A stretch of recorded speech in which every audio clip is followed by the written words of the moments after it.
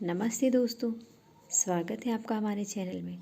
हाजिर हूँ फिर से एक नई कहानी के साथ। कहानी माँ तो माँ है। हाँ बेटा, बहुत ज़ोरों की भूख लगी थी तो मैंने खा लिया, माँ ने हंस कर कहा और डेगची का पूरा चावल मेरी थाली में उड़ेल दिया था। रोज़ वह पूछता था, रोज़ माँ यही जवाब दे देती थी। पता नहीं उसके बोलने का तरीका ही ऐसा रहता था कि अविश्वास करने वाली कोई बात कभी मुझे महसूस ही नहीं हुई। एक दिन माँ चक्कर खाकर गिर पड़ी। जल्दी से वह उसे डॉक्टर के पास लेकर गया। डॉक्टर ने बताया, रोज़ रोज़ भूखी रहने के कारण कमज़ोरी आ गई है। उसके समझ में आया कि मैंने खाना खा लिया है बोलकर माँ बचपन से उसे रोज़ गच्चा देती रही ताकि वह निश्चिंत होकर पेट भरकर खाना खा सके। डॉक्टर के यहाँ से आने के बाद मैं माँ से बहुत नाराज़ था तो कहने लगी, अरे पगली, मुआ ये डॉक्टर झूठ बोलता है, इसे डॉक्टर किसने बना दिया, और हंसने लगी थी। पिताजी के जाने के बाद से वह फेरी लगाने का काम करने लगी थी। एक ही वक्त का खाना बड़ी मुश्किल से मिल पाता था। उसे भी माँ मुझे रोज़ खिला देती थी और मैं रोज़ गच्चा खाता रहा।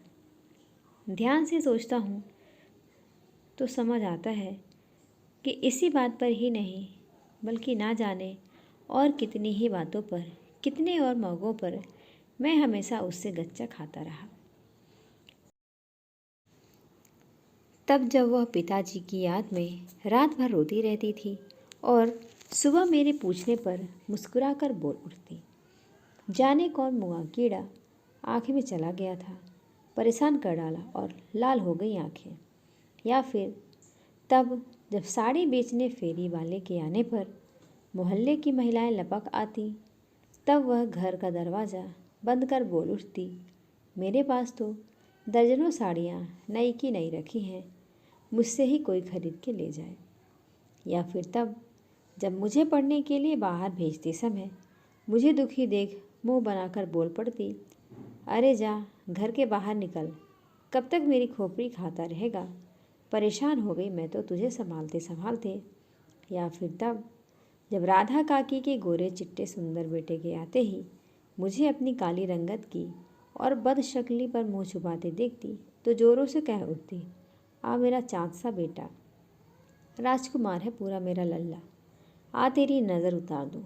तब मैं सच में अपने आप को कहीं का बाका राजकुमार ही समझने लगता था। एक नहीं, अनगिनत पल जीवंत हो उठे। हर बार मैं माँ से गच्चा खाता रहा। समय बदलता है और बदल गया। मुझे विदेश जाने का मौका मिल रहा था। लाख सर पटकने पर भी माँ मेरे साथ नहीं गई। मुझे यही अच्छा लगता था और यही अच्छा लग रहा है। मैं तो हमेशा तेरे साथ ही रहती हूँ बेटा, उसके जवाब हमेशा से तैयार रहते थे। मैं पत्नी सहित विदेश चला गया था। आज उससे बातें करके लगा मुझसे कुछ छिपा रही है और बेबात ही हंस रही थी। बहुत गच्चा खा चुका था, अब की मेरी बारी है। मैंने ठान लिया था उसके पास आने और साथ ले जाने का कार्यक्रम बनाकर बता दिया, माँ बहुत गच्चा खा चुका, तेरी बातों से अब की कुछ नहीं सुनूंगा, तैयारी कर लेना, इस बार मेरे साथ ही चलना है तुझे। मेरी बात सुन परेशान हो गई थी। कह उठी, बेटा मैं बहुत बढ़िया हूँ, अकेले की ज़िंदगी कट रही है मज़े में, तू मेरी फिक्र ना कर, अपना घर परिवार देख, सबका ध्यान रख, बहुत बड़ी जिम्मेदारी है तुझ पर, यहाँ आने की कोई ज़रूरत ही नहीं है।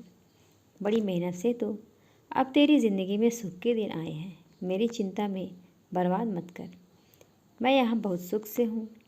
मैंने उसकी बात अनसुनी कर दी थी, फिर फ़ोन ही नहीं किया। उससे मिलने के अपने साथ लाने की उमंग तरंग में मगन हो गया। चुपचाप पहुंचकर उसे गच्चा देना चाहता था। सुबह सुबह ही पहुंच गया था मैं। उतावली में पैर मानो बढ़ ही नहीं रहे थे, दिल ऊंचे आसमान में उड़ चला था। माँ माँ, अब देखता हूँ तू मेरे साथ कैसे नहीं जाएगी, देख मैं आ गया तेरी खोपड़ी पर। कहाँ है माँ? बार बार पुकारने पर भी माँ की उल्लास भरी आवाज़ नहीं सुनाई पड़ी तो तेज कदमों से सन्नाटेदार घर जो अब जीर्ण शीर्ण हो चुका था, मैं घुसता चला गया। देखकर अवाक रह गया था, जैसे कोई कंकाल पड़ा हो बिस्तर पर।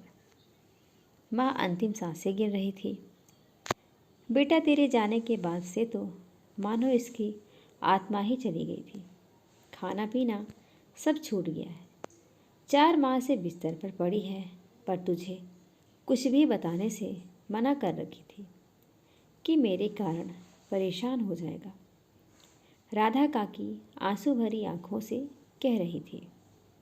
माँ, एक बार फिर से मैं तुझसे गच्चा खा गया। मैं उसकी चारपाई के पैताने घुटने के बल बैठ सिसक उठा और फिर से पगले बोलकर मुस्कुरा उठी थी। दोस्तों, ये कहानी आपको कैसी लगी ज़रूर बताइएगा। लाइक करिएगा। चैनल पे नए हैं तो चैनल को सब्सक्राइब करिएगा। धन्यवाद।